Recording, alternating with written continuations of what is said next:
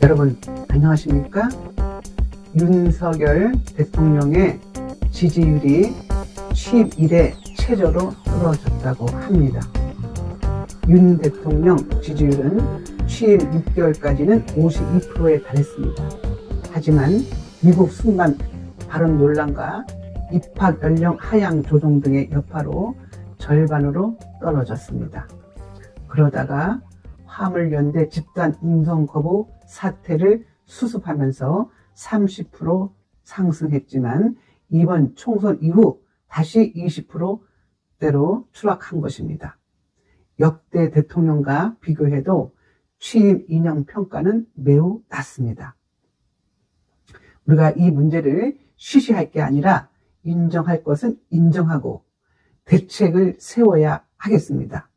따라서 무엇이 문제인지 빨리 분석해서 문제점을 파악해야 하지 않겠습니까?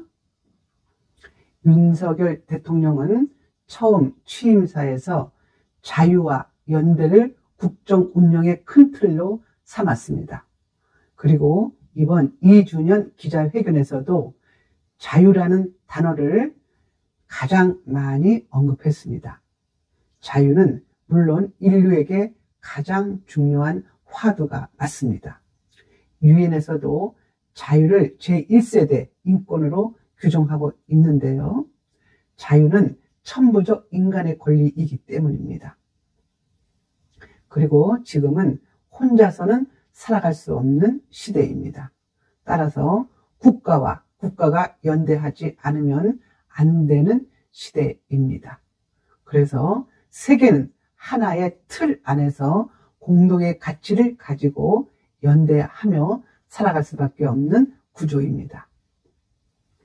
따라서 자유와 연대라는 윤석열 정부 국정 운영의 기조가 틀리지 않는다고 하겠습니다.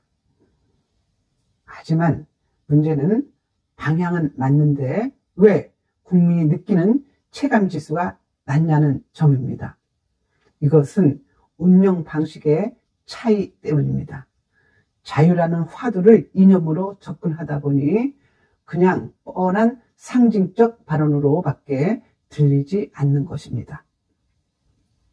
자유라는 말이 이념이 아니라 하나의 가치로 느껴져야 체감이 되는 것입니다. 국경 없는 기자회의 2024년 보고서에 따르면 대한민국 언론 자유 지수는 62위로 작년보다 15단계 추락했습니다. 우리의 언론이 보호받지 못하고 언론이 감시자로서의 기능을 하지 못한다는 뜻입니다. 자유는 인류가 존재하기 위한 가장 보호받을 권리입니다. 따라서 자유를 기치로 내건 국정 방향은 맞다고 하겠습니다.